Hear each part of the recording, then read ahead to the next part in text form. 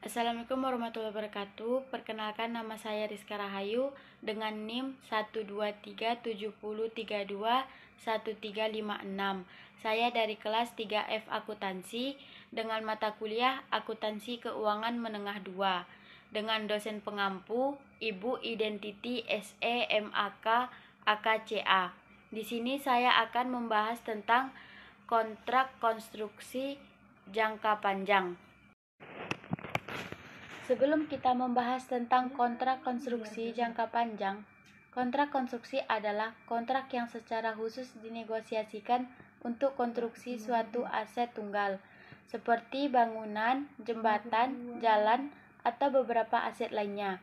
Dalam hal ini, isu utamanya adalah bagaimana mengalokasikan pendapatan kontrak, beban kontrak ke dalam periode akuntansi ketika pekerjaan konstruksi dilakukan.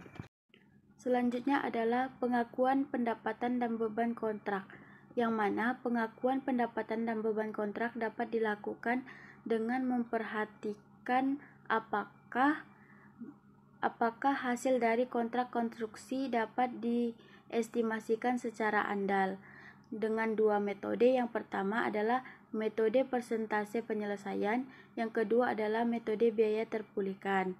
Slide selanjutnya kita lihat ada pengakuan pendapatan dana beban kontrak, yang mana itu perusahaan harus menggunakan metode persentase penyelesaian ketika hasil kontrak konstruksi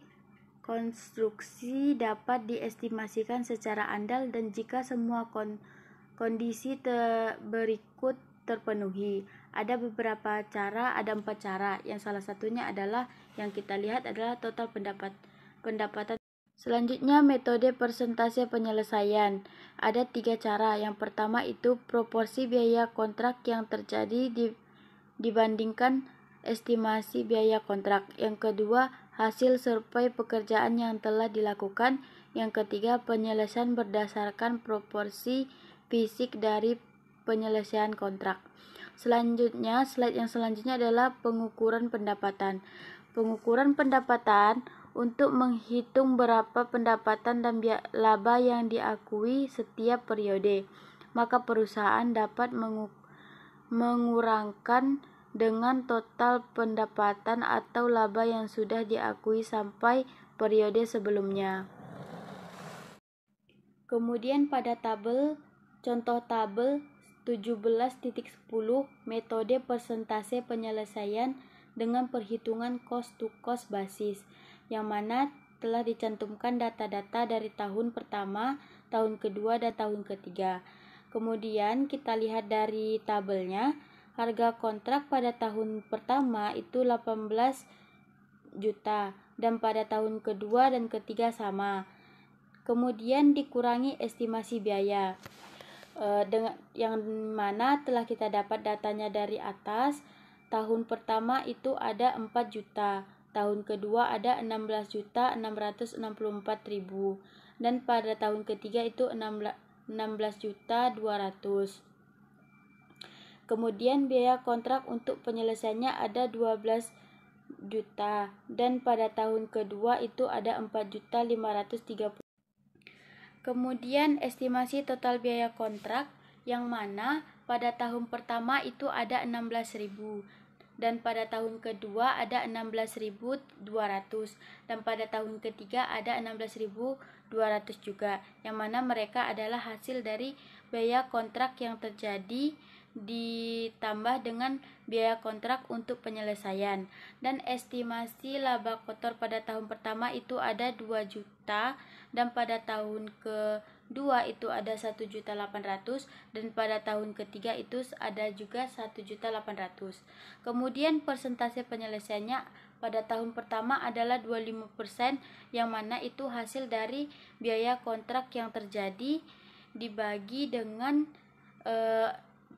estimasi total biaya kontrak, yang mana hasilnya adalah 0,25 dipersenkan menjadi 25%. Begitu selanjutnya setelah menghitung tabel yang tadi, kita melakukan pencatatan transaksi sepanjang periode berjalan dengan ringkasan jurnal sebagai berikut.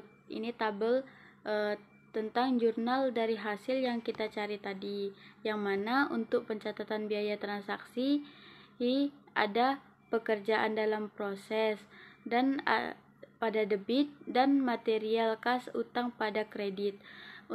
Yang kedua itu untuk mencatat tagihan termin, yang mana piutang usaha pada debit, terminnya di kredit.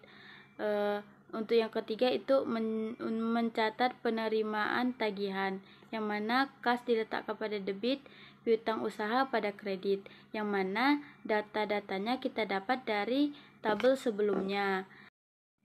Selanjutnya, perhitungan tabel 17.4, estimasi pendapatan, beban, dan laba yang diakui oleh PT Buana Karya, yang mana kita mengambil data dari soal yang 17.10 juga, yang mana tahun pertama itu ada pendapatan 8M dikali 25%, yang mana tadi setelah kita hitung pendapatan itu ada pada 4.500.000, kemudian bebannya ada 4 juta.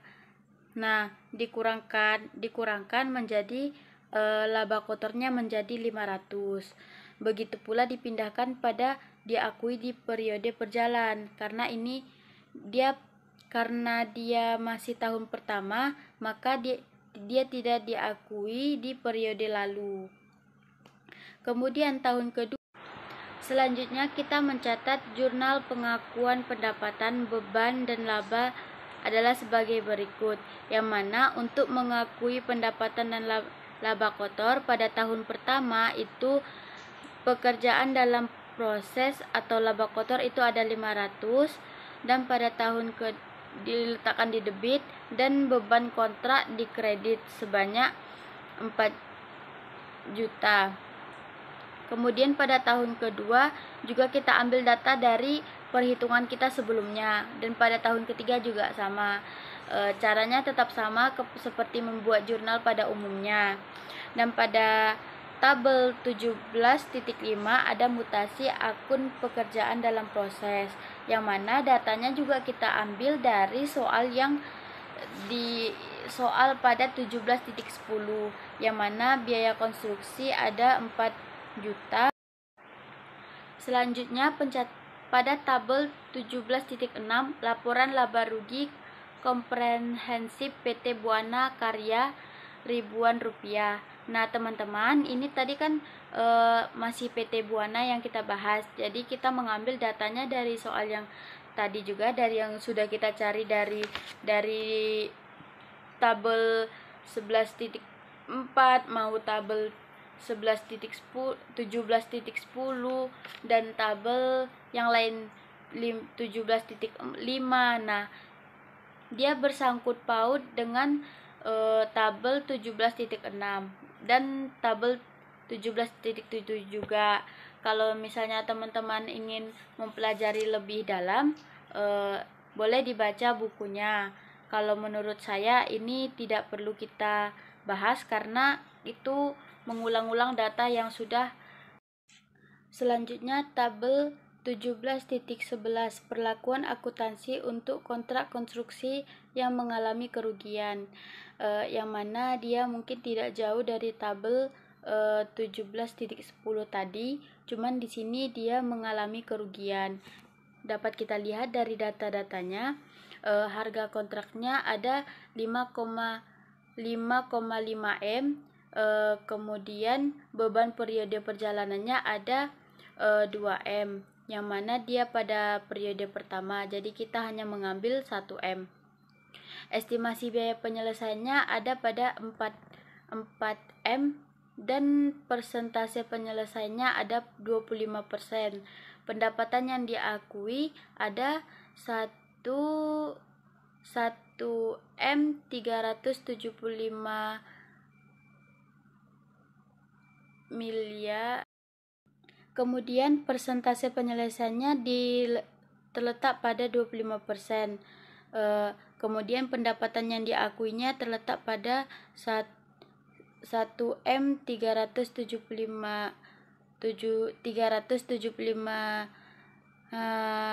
juta.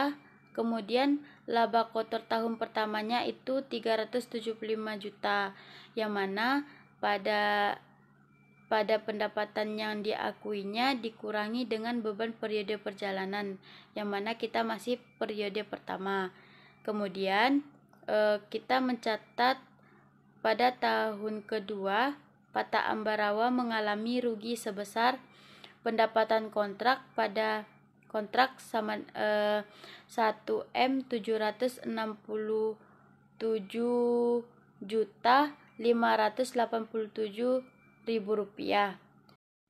Selanjutnya, perhitungan tabel 17.4, estimasi pendapatan, beban, dan laba yang diakui oleh PT Buana Karya, yang mana kita mengambil data dari soal yang 17.10 juga, yang mana tahun pertama itu ada pendapatan 8M dikali 25%, ya, yang mana tadi setelah kita hitung pendapatan itu ada pada 4.500.000, kemudian bebannya ada 4 juta.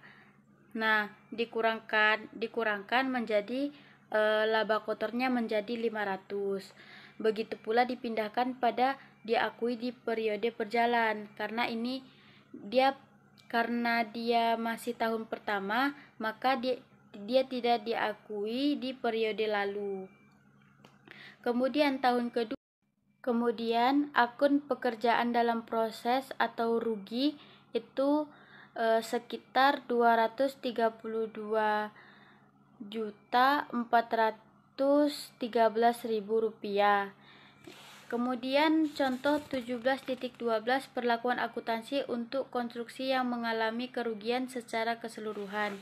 Mungkin itu tidak jauh juga dengan contoh yang kedua tadi, dapat kita lihat sebagai pelajaran untuk apanya tidak jauh berbeda. Jadi mungkin tidak perlu kita bahas karena teman-teman pasti juga paham, karena dia hanya memindahkan data-data dari soal yang diberikan, kemudian melakukan penjumlahan. Sekian dari saya. Wassalamualaikum warahmatullahi wabarakatuh.